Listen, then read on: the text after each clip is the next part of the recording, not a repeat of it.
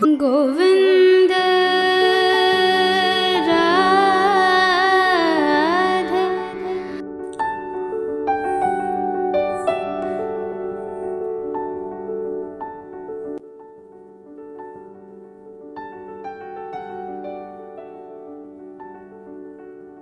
Radhe Radhe, good morning. সবাই কেমন আছেন? আশা করি সবাই ভালো আছেন, সুস্থ আছেন, আর আমরাও সবাই ভালো আছি।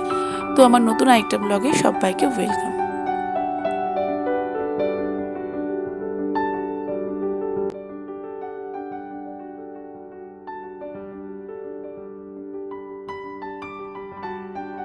সকালবেলা আমরা মন্দির গিয়েছিলাম মঙ্গলাতে দর্শন করতে, আর এখন চলে এসেছি গঙ্গা স্নান করার জন্য।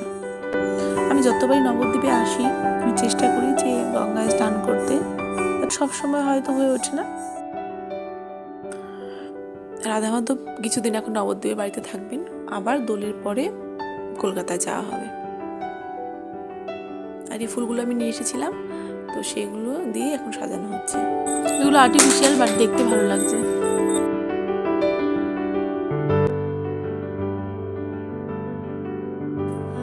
আর এটা হচ্ছে মন্দিরের ফুলের বাগান। এখন পুরোটাই ডালিয়াতে ভরা, খুব সুন্দর ডালিয়া ফুটেছে।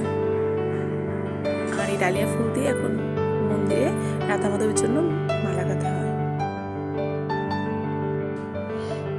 এই যে এখানে মাতাজিরা সবাই বসে সুন্দর মালা গাঁথছেন।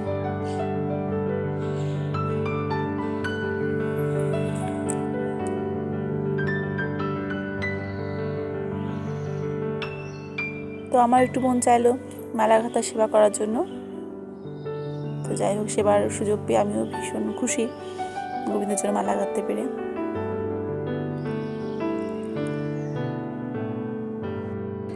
নবদ্বীপে কয়েকদিন সবার সাথে ভীষণ মজা টজা করার পরে এখন আজকে আমরা যাচ্ছি কলকাতা।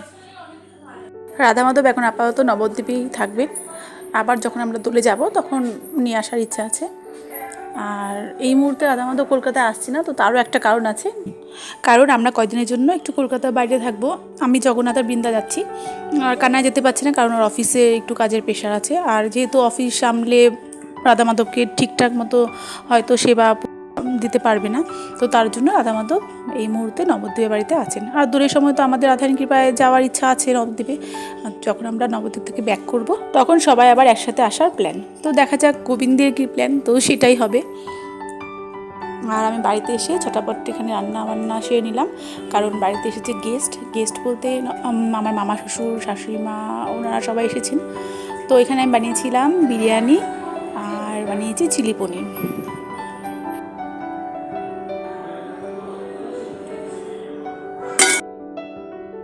তো আমার রান্নাবান্না হয়ে গিয়েছে, আর এখন হবে ভোগ। গোবিন্দকে ছাড়া ঠাকুর ঘর না, সিংহাসন না, পুরো বাড়িটাই ফাঁকা, মানে ভীষণই ফাঁকা ফাঁকা লাগছে।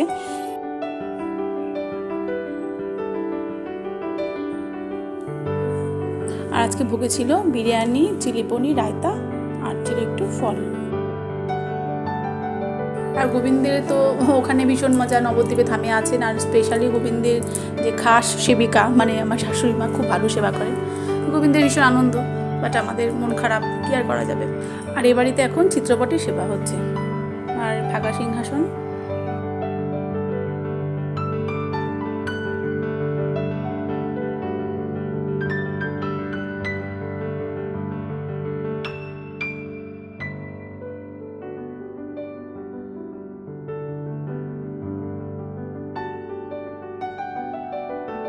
আর এখানে আমি সবার জন্য প্রসাদও রেডি করে নিলাম।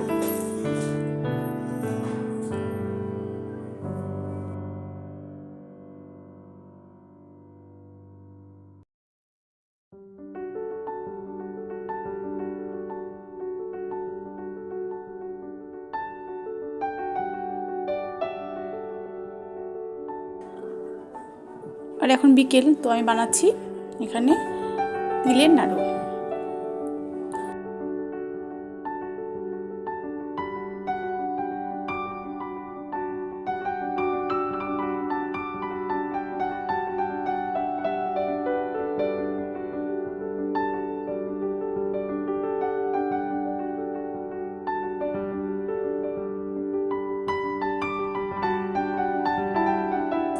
এখানে আমি প্রায় 500 মতো তিল নিয়েছি, আর গুড় নিয়েছি 500 থেকে কম, প্রায় 400 মতো গুড় নিয়েছি।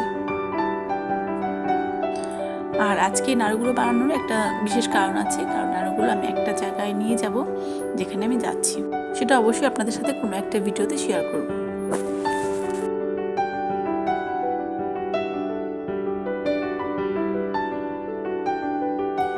আর গুড়টা আমার এখানে ভালো করে জাল করে নেওয়া হয়ে গিয়েছে।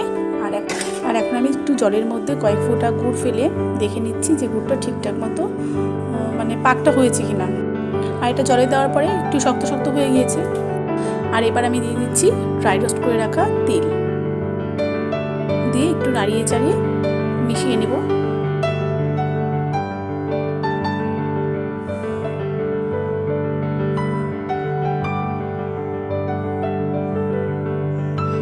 আর একটা পাত্রে ঢেলে নেব। আর এটাকে বেশি ঠান্ডা করা যাবে না, একটু হাতে মানে সহ্য হচ্ছে ওই রকম গরম থাকতে থাকতে কিন্তু এর নাড়ুটা বানিয়ে নিতে হবে।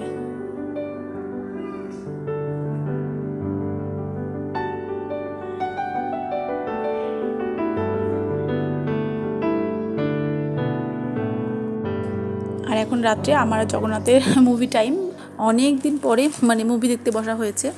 আর মুভিটা ছিল আই এম কালাম। সিনেমাটা দেখতে দেখতে বেশ ভালোই লাগছিল, খুব সুন্দর একটা মোটিভেশনাল সিনেমা। তো পুরোটা শেষ করতে পারিনি, ইচ্ছা আছে পরে এক সময় দেখে নেব। তো ভিডিওটা এখানেই শেষ করছি। সবাই খুব ভালো থাকবেন, দেখা হচ্ছে খুব তাড়াতাড়ি অন্য কোনো নতুন ভিডিওতে। ততক্ষণের জন্য রাধে রাধে, গুড নাইট।